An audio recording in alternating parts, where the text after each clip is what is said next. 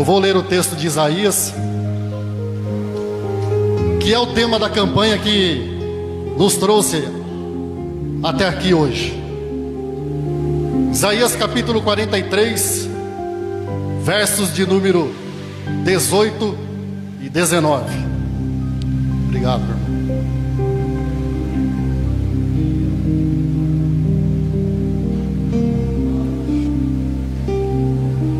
Família Rosa precisa passar depois para mim ou a unção ou o segredo, porque essa gente não envelhece. Veja bem, passaram-se 12 anos, meus cabelos branquearam, continuam o mesmo. Que segredo é esse, gente? Isaías 43, verso de número 18 e 19, você achou? Diz assim a palavra de Deus: não vos lembreis das coisas passadas, nem considereis as antigas. Eis que farei uma coisa nova, e agora sairá a luz. Porventura não a sabereis? Eis que porei um caminho no deserto e rios no ermo. Eis que farei uma coisa nova. Eis que farei uma coisa nova. Para nós entendermos ou fazermos uma aplicação correta e honesta desse texto, nós precisamos entender o contexto daquilo que estava acontecendo com o profeta Isaías. Ao contrário do que muitos dizem ou até mesmo pregam, Isaías ele não estava pregando no cativeiro. Isaías era um profeta pré-exílio ou pré-cativeiro. Isaías não era aquele tipo de profeta fofinho, simpático, amável. Isaías era homem de Deus, homem que tinha comprometimento com a palavra de Deus, com o recado de Deus, e ele mandava o papo reto quando tinha que mandar. Esse era Isaías. Isaías então ele vem pregando, advertindo aquele povo sobre as imprecações, sobre as consequências das atitudes daquele povo. E quanto mais Isaías pregava, quanto mais Isaías advertia aquele povo, um povo que era liderado, um povo que era manipulado pela classe política e religiosa, uma classe carcomida pela corrupção. Quanto mais Isaías advertia aquele povo, mais eles endureciam o seu coração, mais eles se tornavam insensíveis à palavra de Deus, mais eles deixavam de lado os preceitos do Senhor. Mas Isaías ele continuava insistindo. Isaías era um homem extremamente culto, um homem extremamente sofisticado, um homem extremamente letrado. E por essa razão, por esses fatores, Isaías ele tinha, digamos assim, um livre acesso às autoridades religiosas e políticas do seu contexto. Isaías tinha total liberdade de falar o que bem entendia, de falar aquilo que Deus colocava no seu coração para as autoridades da sua nação. Mas parece que não adiantava, parece que não resolvia a determinação de Isaías em advertir aquele povo de que se eles não mudassem de vida, eles sofreriam sérias consequências. Ele profetizou durante 40 anos. Preste bem atenção nisso. Isaías bravamente profetizou durante 40 anos para o reino do sul, para Judá. E ele passou pela gestão de 5 reis. E o último dos reis pela qual o ministério de Isaías passou foi pela gestão do terrível rei Manassés, o pior rei da Bíblia, o rei mais temível, o rei que fez coisas horrendas, o rei que fez coisas abomináveis diante da palavra do Senhor. E como eu já disse, Isaías não era aquele profeta fofinho, simpático, em que nós teríamos prazer em ouvi-lo profetizar. E Isaías então, ele continuava o seu ministério firme, fiel àquilo que ele tinha recebido de Deus.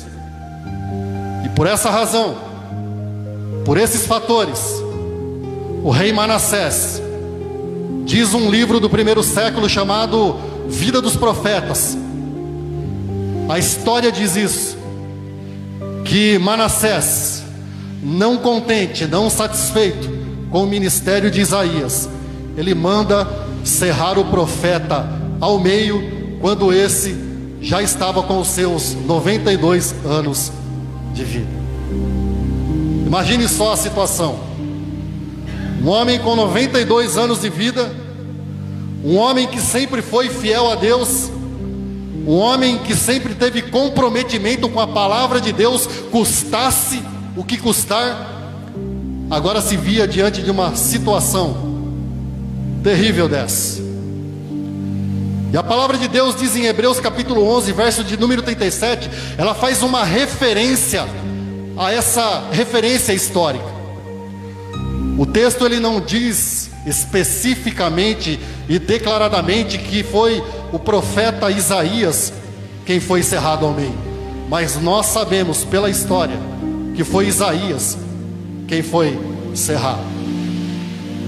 A mensagem de Isaías era uma mensagem aguda, era uma mensagem cortante, era uma mensagem que visava o reino de Deus, os valores de Deus, os princípios de Deus, e que não visava simplesmente o egocentrismo do ser humano.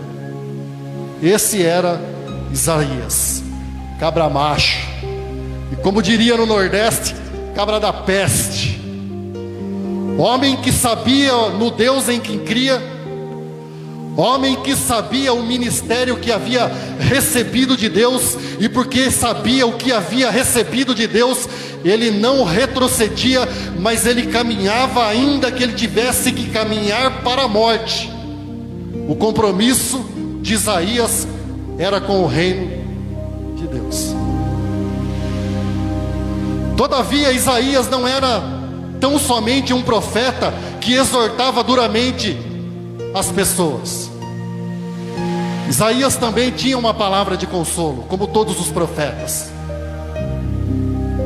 Isaías também tinha uma palavra de superação para aquele povo, se eles mudassem de atitude, se eles mudassem de postura, se eles mudassem de mentalidade. E quando ele diz assim, nesse texto que nós lemos, eis que farei uma coisa nova, ele estava prevendo, ele estava profetizando aquilo que Deus faria no futuro, mesmo após o cativeiro babilônico. Isaías diz assim: não lembreis das coisas passadas. Ele estava fazendo uma referência da libertação do povo de Israel, quando este saiu da opressão do Egito.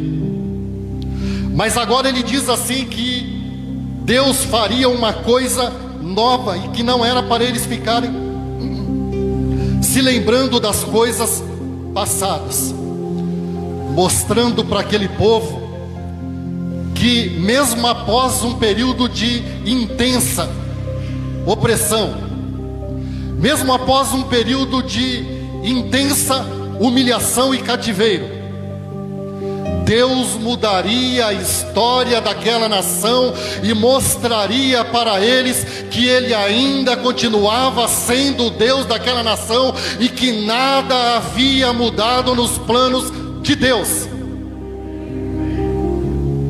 Porque Deus não muda. Como diz o slogan da Quadrangular, Ele é o mesmo ontem, Ele é o mesmo hoje e Ele será eternamente o mesmo Deus. E Isaías estava dizendo com isso que aquilo que aconteceria após a libertação desse povo seria algo tremendo, glorioso, magnífico e que não teria precedentes na história daquele povo. Eis que farei uma coisa nova. E esse texto nos traz algumas lições importantíssimas, se nós queremos que Deus faça coisas novas nas nossas vidas. Esse texto ele traz para nós lições indispensáveis se nós queremos viver o novo de Deus. Esse texto traz para nós princípios e valores que, se nós aplicarmos a nossa espiritualidade e a nossa vida de comunhão com Deus, nós veremos a transformação, nós veremos o novo de Deus, nós veremos a glória de Deus, nós veremos a manifestação do poder de Deus, nós veremos o braço de Deus agindo e se manifestando na nossa vida de uma maneira que não houve precedentes ainda na nossa própria história. E a primeira lição que eu aprendo com esse texto, se nós quisermos ver o novo de Deus na nossa vida, é que nós precisamos ser sensíveis e entender aquilo que Deus está dizendo e fazendo agora. Nós precisamos urgentemente pedir sabedoria e discernimento a Deus para entender aquilo que Ele está realizando, aquilo que Ele está falando e aquilo que Ele está profetizando, até mesmo através da minha boca nesta noite, porque eu sei que se Deus me trouxe aqui neste lugar, é porque Ele tem um recado do céu para a tua vida e para a minha vida, assim como Ele já ministrou no meu ser e na minha alma. Nós precisamos entender aquilo que Deus está fazendo e aquilo que Deus está dizendo agora. E por que eu digo isso? Porque Deus levantou juntamente com Isaías mais 10 profetas para ministrar aquela nação. 9 eram considerados os profetas menores e 2 maiores. Maiores e menores não por sua importância, mas pela quantidade, pela extensão daquilo que eles disseram. Alguns desses profetas eram extremamente sofisticados, cultos, letrados, homens com relações muito profundas com a sociedade onde vivia, homem com relações preciosas com as autoridades do contexto onde estavam inseridos. Porém, outros desses profetas eram profetas simples, profetas que não tinham muita expressividade, profetas que nós olhando para eles, ou aquele povo olhando para eles, talvez dissessem assim: mas será que este homem realmente é um homem de Deus? E aqueles 11 profetas, eles vieram durante muitos anos alertando aquele povo, chamando aquele povo ao arrependimento, chamando aquele povo a uma mudança de atitude. E o que isso quer dizer para nós que estamos aqui nesta noite? Que às vezes Deus usa uma pessoa simples para falar conosco e nós não damos atenção. Às vezes o Senhor usa uma pessoa, aquela irmãzinha da igreja, que é uma pessoa simples e que nós olhando para ela não damos nada, ou até mesmo uma pessoa fora da igreja, e nós não valorizamos aquela palavra que está sendo dita para nós, e nós desprezamos e desfazemos de algo que está vindo diretamente do céu, de algo que está vindo diretamente do trono de Deus para nossas vidas. Mas como o profeta ou o mensageiro não tem muita expressão, nós desprezamos esta palavra. E o que eu quero que você entenda através dessa ministração nessa noite. Não ignore os recados que Deus tem te dado. Não despreze as palavras que o Senhor tem trazido e dito ao teu coração e à tua alma, ainda que essa pessoa que Deus tem usado para falar a sua alma não seja uma pessoa de muita expressão, porque Deus tem nos avisado, Deus tem nos exortado, Deus tem enviado o seu recado, o Senhor tem enviado a sua palavra profética para nossas vidas. E às vezes nós temos desprezado esta palavra. E presta bem atenção naquilo que eu vou te dizer. Existem pessoas aqui que estão prestes a tomar uma decisão séria na sua vida. Existem pessoas aqui, talvez hoje, que estão prestes a fazer uma escolha que vai mudar o curso da sua vida, e Deus já tem dito a você, Deus já tem usado pessoas para falar a tua alma, o Senhor já tem levantado pessoas até mesmo simples para dizer a você qual caminho você deve seguir, mas você talvez esteja relutando contra Deus e dizendo assim consigo mesmo: isso não vem de Deus. Pois eu te digo nesta noite, o Senhor Ele usa quem Ele quer, o Senhor Ele levanta quem Ele quer. Deus é Deus na terra e Ele usa os seus profetas para transmitir o seu recado. Então abra bem os seus ouvidos espirituais para ouvir o que o Senhor está te falando. Não ignore o recado que o Senhor está te dando.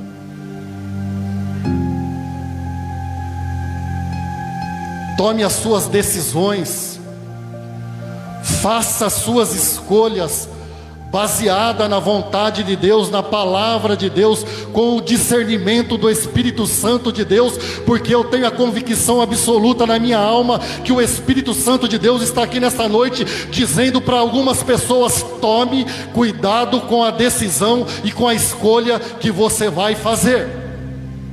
Ah, meu irmão, eu tenho uma convicção tão profunda daquilo que eu estou te dizendo nesta noite. Tome cuidado com a escolha, tome cuidado com a decisão que você irá tomar, porque talvez não esteja na direção de Deus. Se nós quisermos o novo de Deus, nós precisamos entender e pedir a Deus sabedoria e discernimento para saber aquilo que Ele está fazendo e aquilo que Ele está dizendo agora.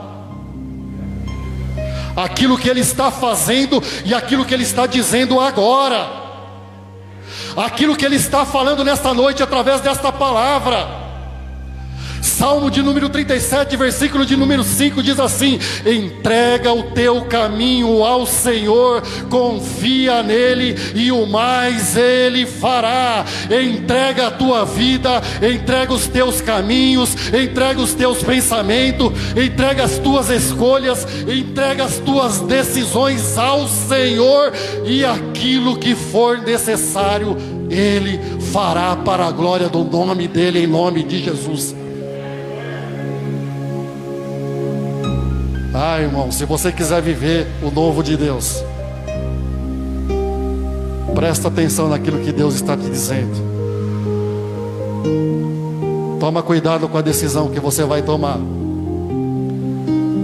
Toma cuidado com as escolhas que você vai fazer, porque podem ser escolhas e decisões irreversíveis.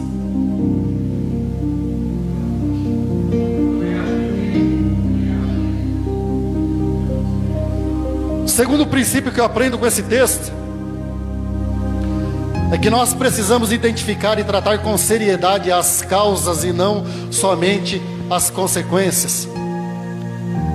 Não adianta passar pano, não adianta fazer de conta, não adianta dizer que não é conosco, porque é conosco. Não adianta fazer o jogo ou aquela brincadeira do faz de conta. Nós precisamos assumir as nossas responsabilidades sem ficar transferindo o nosso próprio destino a terceiros, porque a responsabilidade é toda nossa. A decisão do nosso futuro e do nosso destino cabe a nós e cabe também ao Senhor. E Ele está nos orientando nesta noite através da Sua palavra. Não adianta culpar A, não adianta culpar B, não adianta culpar marido, não adianta culpar esposa, não adianta culpar filhos, não adianta culpar pastor, não adianta culpar igreja, não adianta culpar o governo, não adianta. Nós temos que assumir a responsabilidade do nosso próprio destino, porque o Senhor deseja fazer coisas novas. O Senhor deseja fazer coisas novas. Pastor Oscar e pastor Sebastião já trabalharam em empresas grandes, sabem o que significa manutenção preventiva e corretiva. A manutenção preventiva, ela trabalha na intenção de prever possíveis quebras ou possíveis falhas. Já a manutenção corretiva, ela vai tentar consertar aquilo que já se estragou, aquilo que já se degradou. Ou seja, ela tenta solucionar um problema quando o leite já foi derramado.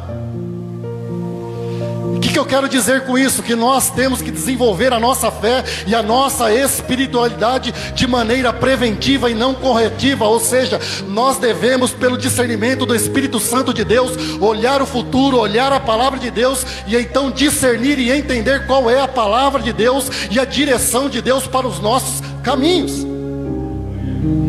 Porque depois do leite derramado, aí a sujeira já está feita. A palavra do Senhor diz assim em Provérbios 28:13, que aquele que encobre as suas transgressões jamais prosperará, mas aquele que assume a sua responsabilidade, aquele que as confessa, alcançará misericórdia. E hoje é dia de restauração, hoje é dia de renovação. Hoje é dia em que o Senhor deseja fazer algo novo na minha e na sua vida. Nós só precisamos assumir a nossa responsabilidade daquilo que são as nossas escolhas e atitudes.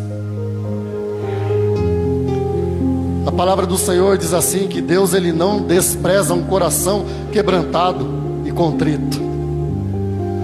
Deus, Ele não despreza um coração quebrantado e contrito.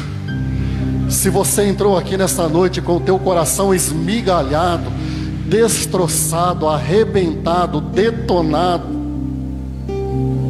depressivo, triste, destruído, se o seu coração está quebrantado e você tem se colocado diante de Deus e dizendo assim: Deus, eu não aguento mais esta situação, eu não suporto nem a mim mesmo. Então quero te dizer uma coisa: você é um sério candidato à renovação, à restituição, à restauração, ao milagre, à manifestação do poder de Deus, porque Ele está aqui nesta noite para fazer coisa nova na minha e na sua vida, porque Ele se agrada de um coração quebrantado e contrito.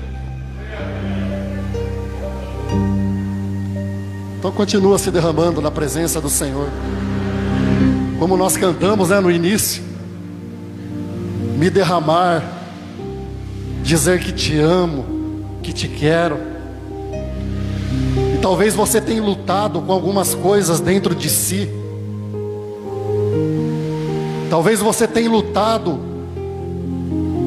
com alguns pensamentos dentro de si mesmo.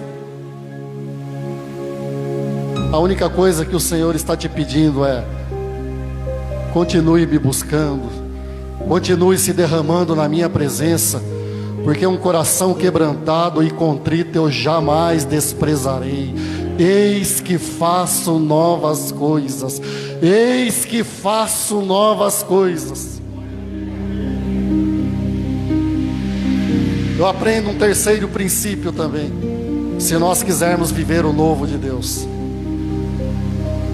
Terceira lição que esse texto me ensina é que a decisão de restauração, ela tem origem na imensurável, incompreensível, inenarrável misericórdia, bondade, longanimidade de Deus. A decisão de Deus, a decisão de restaurar a minha e a sua vida, vem do próprio Deus, porque nós somos povo de Deus. Ah, amados, como eu pude experimentar esse princípio e essa restauração na minha vida. Como eu pude experimentar essa verdade e esse princípio na minha vida.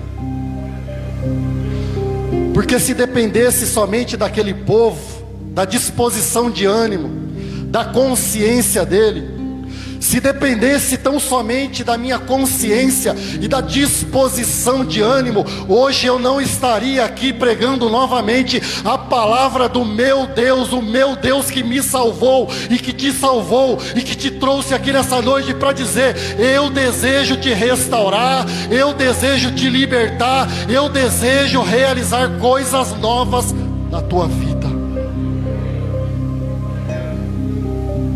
Se dependesse só daquele povo, aquele povo estaria entregue e fadado a ficar eternamente na lama do fracasso. E Deus então, Ele vem demonstrando esse carinho, essa bondade, esse amor, essa misericórdia, esse longo ânimo que Ele tem para com todos aqueles que Ele ama. Olha só o que diz o versículo de número 1 e versículo de número 2. Mas agora, assim diz o Senhor que te criou, ó Jacó, e que te formou, ó Israel: não temas, porque eu te remi. Chamei-te pelo teu nome, tu és meu. Quando passares pelas águas, estarei contigo, e quando pelos rios, eles não te submergirão. Quando passares pelo fogo, não te queimarás, nem a chama arderá em ti. Eu poderia parafrasear e fazer uma aplicação para você que está aqui nesta noite, dizendo o seguinte: não temas, igreja quadrangular, não temas, porque eu te remi, eu te escolhi, eu te chamei pelo meu nome. Quando você passar pelas águas, elas não te submergirão, e quando você passar pelo fogo, a chama não arderá em ti,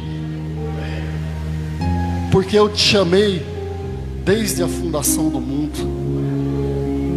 E o Senhor então continua mostrando esse carinho, esse cuidado, essa bondade, esse longo ânimo. No verso 13 ele diz assim: ainda antes que houvesse dia, eu sou, e ninguém há que possa fazer escapar das minhas mãos. Operando eu, quem impedirá? E ele continua dizendo ainda no verso de número 25: eu mesmo sou o que apago as tuas transgressões por amor de mim, e dos teus pecados não me lembro mais. Eu mesmo. Ah, irmão, a decisão de restaurar alguém ou restaurar um povo, ela tem origem no próprio Deus, na misericórdia de Deus, na bondade de Deus, no longo ânimo de Deus, no imensurável amor de Deus. E Romanos diz assim que Deus, Ele prova o seu amor para conosco, em que Cristo morreu por nós, sendo nós ainda pecadores. Deus demonstrando todo o seu amor, todo o seu cuidado, todo o seu carinho. E é por isso que nós estamos aqui nesta noite, porque Ele está demonstrando o seu carinho, a sua bondade, a sua misericórdia. Ele está demonstrando todo o seu amor para comigo e para com você que talvez está dizendo assim: não tem mais jeito para a minha vida. Pois eu te digo, tem jeito, tem jeito, tem jeito, porque se teve jeito para mim, tem jeito para a tua vida também. Sabe por quê? Porque Lamentações capítulo de número 3 diz assim: as misericórdias do Senhor são a causa de não sermos consumidos, elas se renovam a cada a cada manhã: grande é a tua fidelidade. É pela graça, é pela graça, é pela graça, é pela bondade, é pela misericórdia que nós estamos aqui nesta noite. É pela bondade de Deus, é porque Deus nos ama que Ele nos trouxe aqui para fazer coisas novas. É por esta razão. Se dependesse somente de nós, nós nos afundaríamos cada vez mais na lama do pecado, do fracasso, da humilhação e da derrota, como estava se afundando aquele povo. Mas Deus decidiu se reencontrar com aquele povo. Deus decidiu restaurar aquele povo. Deus decidiu mostrar para todas as nações que estavam em volta que Ele era o Deus de Israel, assim como Ele está nos dizendo que Ele é o Deus da minha e da sua vida. Ele é o Deus desta igreja, Ele é o Deus da tua alma. E se Ele te trouxe aqui, abra bem os teus ouvidos: eis que farei coisas novas.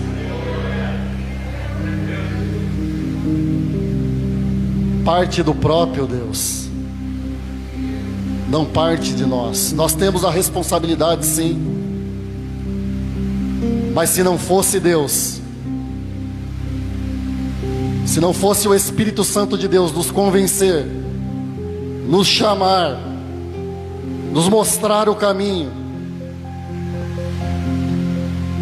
nós estaríamos fadados ao fracasso. E eu louvo a Deus. Eu louvo a Deus, meu irmão, que Deus me chamou. Eu louvo a Deus que Deus me restaurou. Eu louvo ao Senhor que Ele me convenceu dos meus maus caminhos para manifestar a sua glória novamente na minha vida. E é isso que Ele deseja fazer na tua vida também. E para encerrar, eu aprendo mais uma lição com esse texto. Quando eu me comprometo com aquilo que preocupa ao Senhor, o Senhor se compromete com aquilo que me preocupa. Quando eu me comprometo com os propósitos do Senhor, o Senhor então se compromete com os nossos propósitos. Porque a expressão uma coisa nova, a expressão uma coisa nova, eis que farei uma coisa nova, ela estava tratando de algo que seria realizado ainda no futuro. Depois de 70 anos no cativeiro babilônico, Deus estaria fazendo uma coisa nova na vida daquele povo. E essa frase nada mais é do que uma referência de uma ordem que o rei Ciro, que subjugou Nabucodonosor, o rei da Babilônia, daria ao povo de Israel. Essa frase, eis que farei uma coisa nova, ela é uma referência daquilo que está lá no livro de Esdras, quando Ciro, inspirado pelo próprio Deus, ele libera o povo de Israel para reconstruir o templo do Senhor. O Senhor inspira Ciro. E a palavra do Senhor diz assim que Deus ele chama Ciro como seu servo, ou seja, aquele que estava a serviço do próprio Deus. E Ciro então dá uma ordem e libera aquele povo para que eles fossem para Jerusalém, restaurar o templo, e para que os exilados voltassem para a sua própria pátria. Sabe o que eu aprendo com isso? que Deus ele usa absolutamente quem Ele quer, quem Ele deseja, no momento em que Ele quer, na hora que Ele quer, no tempo que Ele quer, aonde que Ele quer, do jeitinho que Ele quer, e Ele pode até mesmo usar um ímpio para abençoar a tua vida.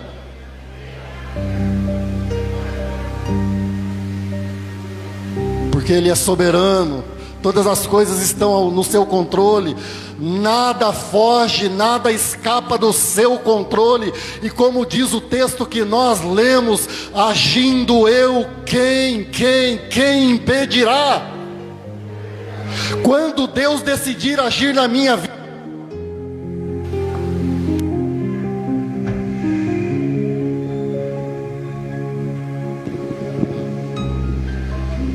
quando Deus decidir agir na minha e na sua vida, ninguém pode impedir, irmão, porque ninguém há que escape das mãos do Senhor.